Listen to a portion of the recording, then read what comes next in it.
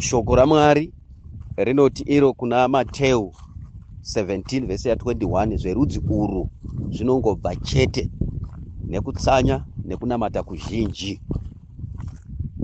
Ishoko rine zvakawanda zvarinoreva, kana kuti rinokwana kuti munhu anzwe zvakati wandei muzvishoma zvataurika.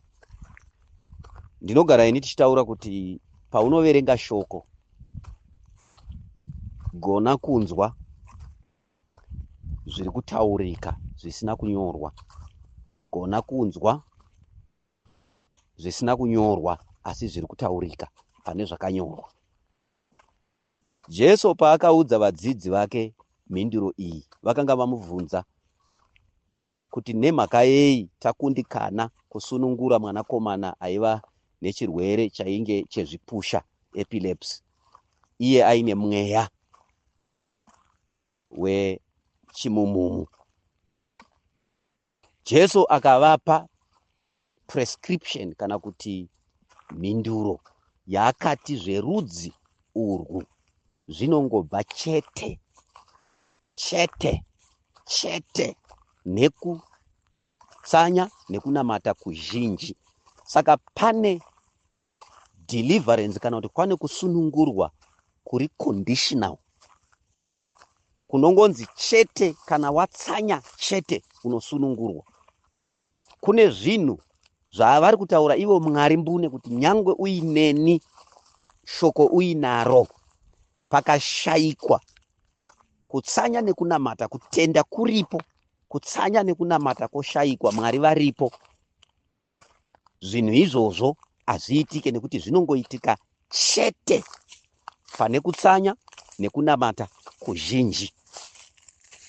Saka ane maconditions maviri ari kutaurwa muchinhu chimwe chete. Condition yokutanga kutsanya nekunamata, condition yechipiri kutsanya nekunamata zvizhinji. Kureva kuti haisi fasting and prayer yoga, but nhamba yamazuva anotsanyiwa nekunamatiwa. Anotariswa futi nemweya yetsvina nezvimwe zvinhu kuti watsanya rungani gore rino, zvonzi hongu nhamba yakwana. Tarisai kuti chiri kutarisa mazuva atsanyiwa haazi Mwari, chiri kutarisa mazuva atsanyiwa mweya wetsvina uri muupenyu hwemunhu. Kureva kuti dhei rimwe nerimwe raunotsanya, dhimoni rinoziva kuti nhasi watsanya. Mazuva aya akakwana 11, akakwana 22, ndaakufanirwa kuenda. Nekuda kwekuti vanotsanya mazuva aya hatibvumidzwe kuramba tichivamisira michato yavo, kuramba tichivamisira mabasa avo, kuramba takabata upenyu. Saka kazhinji chinoitwa naSatani ndechekuti kutsanya unogona kuregedzwa wotsanya, asi woregedza kuregedzwa kutsanya mazuva akafanira kana kuti akakwanira kuti usunungurwe. Ndo paya pekuti munhu anoti akapinda mu100 days fasting and prayer program, anotsanya kusvika padei number 40 otanga kudya, ongonzwa kuti handichadi kana kuti ndaremerwa. Izvo chiri kumuudza kuti ndaremerwa, hasi iye mweya inoziva kuti ukasvika pa50, ukasvika pa70 tinoenda. Marriage ukaibata, basa ukaribata, mari ukaibata.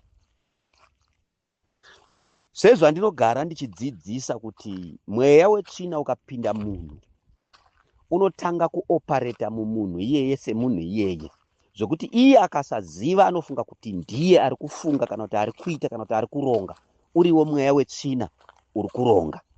Mukatarisa murume anonzi Region kubhuku yaMarko chapter 5, paakapindwa nemweya wetsvina ndo paakabva pamba, ndo paakatanga kunzwa kuda kugara musango kumakuva achizvicheka asina hembe.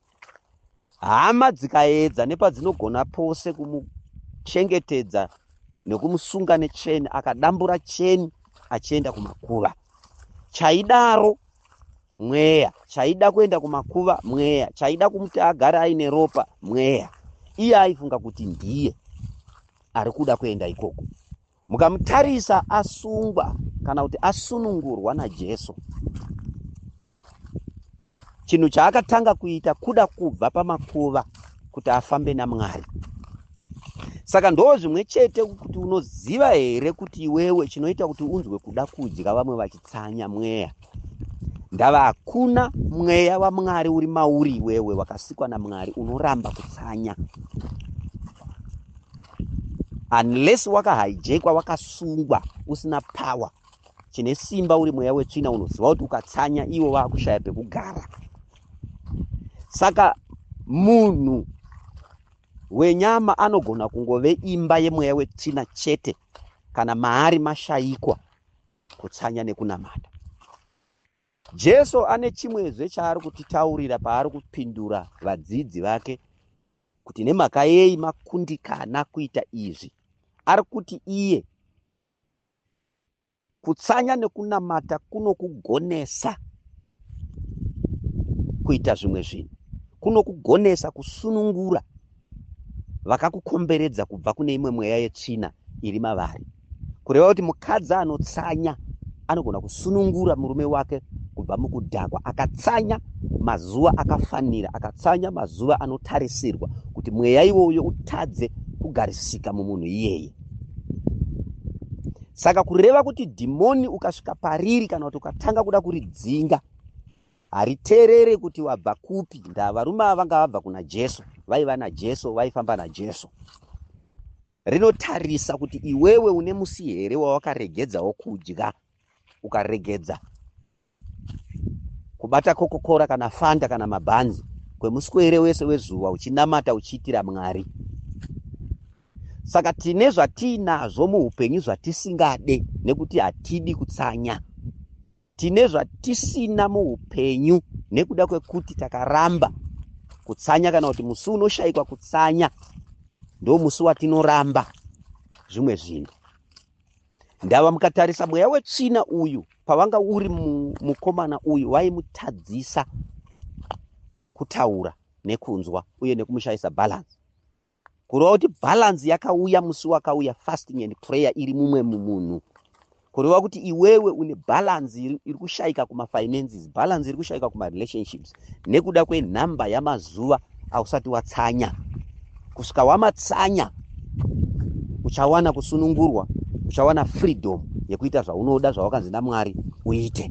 Mufana uyu anga akasikwa naMwari achigona kana kuti achifanirwa kugona kutaura nekugona kunzwa. Mweya wetsvina ndobva wauya kuzomutadzisa, ndobva wamirira kuti atsanye nekunamata kuti uende, ndokubva aregedza kusvika pakuti zvakatozoda mumwe atsanya nekunamata kuti amusunungure.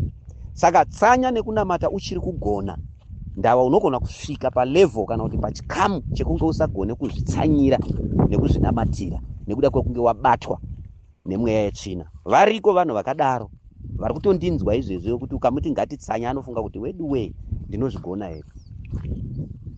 Ndinobvisa ipapo vese vari pamedication.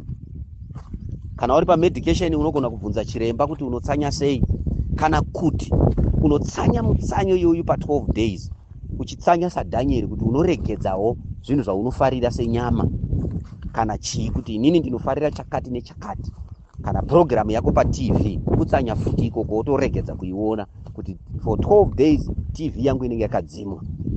For 12 days ndinongovhura foni yangu kuti nditarise magroup messages ndoivhara, ndosiyana nesocial media, ndosiyana neTikTok, ndosiyana nechino neInstagram, ndichitsanya kutsanyira Mwari wangu kuti Mwari wanzwe. Kana kudya light food kuti makuseni kuti utore medication unodya porridge wozozviona kuma4, worega kudya masikati ese asi watora porridge rako makuseni. Mwari vanokunzwa futi, but chikuru kunzwa chiremba kuti vanoti kudii. But ndo mamwe matsanyira unogona kuita. Zvisinei, regai ndidzokere zvakare kunyaya yangu imwe chete yekuti mukatarisa Jesu ari kuita sei ari kupa zvinodiwa kuti munhu achengeteke, zvinodiwa kuti munhu aregere kupindwa nemweya wetsvina, zvinodiwa kuti munhu aregere kuva ugaro hwemweya wetsvina. Saka une dhimoni rauinaro rinonzi spiritual husband raramba kuenda nemhaka yekuti riri kuverenga mazuva avatsanya kubva pavakatanga kutendeuka, akashota ende harisi kuenda. NdaJesu ari kuti zverudzi urwu kana kuti mweya yekaindi iyi inongobva chete mumunhu kana atsanya nekunamata kusvika palevel iyi, Chinonetsa kana kuti chandakazoona ipapo ndechekuti iye Jesu haana kuzotipa kuti mazuva mangani ekutsanya kana kuti mazuva mangani ekunamata, but tinogona kuona kusimba kwemanamatiro anodzinga imwe mweya patikatarisa iye wacho prayer life yake nefasting life yake akaita 40 days and 40 nights. Saka iwewe semunhu unofanirwa kugonawo kuti pagore kana kuti pa2 years 40 days and 40 nights unodzisvitsa. Mazuva mangani pagore auri kuti unorara nekuswera usina kudya, so that unosvitsawo 40 days and 40 nights kana mu2 years. Saka kureva kuti pagore unofanira kuita 20 days dzaunoitawo kati gare gare pamwedzi umwe nemumwe 2 days and 2 nights 2 days and 2 nights unosvika pa 24 days pagore. Next year dzinenge dza 44. Utaura kuti kana iri this type inoenda neizvi ndo zvandaita. Regai tarise zvakare nyaya inoti nakidzei iri kubhuku yaEzra, kwatinoona Ezra achitaura kuti paAhavha Kanari asvika ipapo akaronga kuti vanhu vatsanye nekunamata pamberi paMwari kuti vanzwirwe tsitsi vabatsirwe naMwari kune zvaive mberi. Kureva kuti kutsanya nekunamata kugadzirira kana kugadzirisa zviri mberi kuti zvive zvakafanira kana zvakakunakira. Saka patiri kutsanya kubva musi wa20 apa, sekutaura kwandakaita manheru kuti tine mutsanyo uri kutanga musi wa20 November uchipera musi wa1 December, tiri kunamatira gore ra2025. Patiri kutsanya tiri kuti mugore ratiri kupinda iri tiri kuda izvi neizvi. Saka fasting and prayer kana kuti kutsanya nekunamata uku kudyara zviitiko zvegore ra2025 kuti mugore umu tida kuona izvi neizvi muupenyu hwedu. Mugore iri tiri kudzinga mweya yese inodzingwa nevanhu vanotsanya nekunamata, mweya inotadzisa gore kukupa zvarinofanirwa kukupa. Iwewe semunhu unofanirwa kuzvibvunza kuti nemhaka yei 2023 achifanana na2024, 2024 ofanana na2025, iwo ari magore akasiyana. Kureva kuti kune chinhu 1 chisina kusiyana kana kuti kune chinhu 1 chakafanana muupenyu hwako, chinova mweya wetsvina. Ukaona makore afanana kana kuti akupa zvakafanana, kuti wapinda 2023 ukabuda usina imba kana marriage, wapinda 2024 wobuda usina imba kana marriage, kureva kuti chiri kudhisaidha kudhitamaina zvaunowana mugore harisi gore, but mweya uri mauri ndo uri kukurestricta. You are not free to get what you want mugore iroro nekuda kwekuti mune mweya wakakubata. Saka naizvozvo chatiri kuita kudzinga chese chingangoda kutikanganisa kuwana zvatinofanirwa kuwana zvakaiswa mugore, zvakaiswa munguva. NdaMwari zvinhu zvake zvese akazviisa munguva, ende nguva hadzifanani, makore haafanani. Asi ukaona afanana paita mweya uri kufananidza zvinhu unogara mauri. Saka inini newe tiri kuti kubva mangwana musi wa20 November 2024 tichatanga kutsanya, ende tichatanga kutsanya na12 midnight. Handiti senhasi, handiti tikafamba tichasvika pa nguva dzinoita idzo 11:59 ndo patinopedza kudya kana kunwa. 12 o'clock ichingokwana inenge yakunzi 20 November tobva taregedza kudya, because ndati ndinatsokutsanangura, because chikoro especially kuvatendi chikoro chakapotswa hameno kuti zvakafamba sei. Ukaudza munhu kuti fasting iri kutanga na12 midnight musi wa20 anozotanga musi wa21, haatokwanisi kubatanidza kuti 20 inotangira papi. 20 inotanga na12 midnight, chingoti ibvei pana 11:59 musi wa19. Midnight ya 19 iyoyo ndo futi midnight inobva yazongotanga 20. Zvakasiyana chete ne 1 minute. 11:59 PM unenge uri musi wa19, then 12 o'clock after a minute inenge yato 20 November. Ndati ndibva ndakubatise ndikubatsire panguva. Takazviita tiri grade 3 zvenguva izvozvo izvi, grade 3 grade 4 kuma 90s, but vazhinji vava varume wakuru, mutsauko wacho uri kuvanetsa, but ndakubatsira. So unobva nguva idzodzo 12 o'clock midnight musi wa20 unobata 4 PM manheru usina chawakanda mukanwa chekutsenga kana chekunwa, uchinamata chete, unenge uchingotsenga shoko nekunwa munamato. Munamato nekutsanya zvakunoita kunosimbisa munhu wemukati, kunosimbisa munhu wemweya kuti iye agone kukunda hondo dzemumweya, hondo dzepanyama. Saka tinenge tichimuita kuti awane mhasuru, aite giant rekukunda madhimoni anobata zvinhu zvemunhu wenyama munyika yemweya. Saka patinoregedza kufidha munhu wenyama, tiri kufidha munhu wemweya kuti azogona kufidha munhu wenyama zvakakwana, achiwana zvese zvakakwana according neurongwa hwaMwari. Saka iwewe neni zviri kwauri kudhisaidha, hatikufose. Ende ndoda kugara ndautaura kuti unyange ukasatsanya hazvirevi kuti unofanirwa kubuda gurupu. Chakurawo chasvika paunogonawo kutsanya. Handitika Satani ndomuziva zvaanoita nguva zhinji. Patinodanira kutsanya ipapa sepapa, anokurambidza kutsanya. Apedza kukurambidza kutsanya, anozokutaura futi kuti hauna kutsanya, buda mugurupu imomo, hapana chauchawana. Chaari kutsvaga kukudestroya. Don't listen to him. Kana uchigona kutsanya tsanya, kana usingagone namata. Handitika join with us tonamata. Mwari watiitira tsitsi vachitigonera. Handitika mumwe nemumwe ane mwaka wake wekutsanya, mwaka wake wekuita zvaanofanirwa kunge achiita. Asi zvakanaka kubatirana nevamwe, because unokundirwa dzimwe hondo.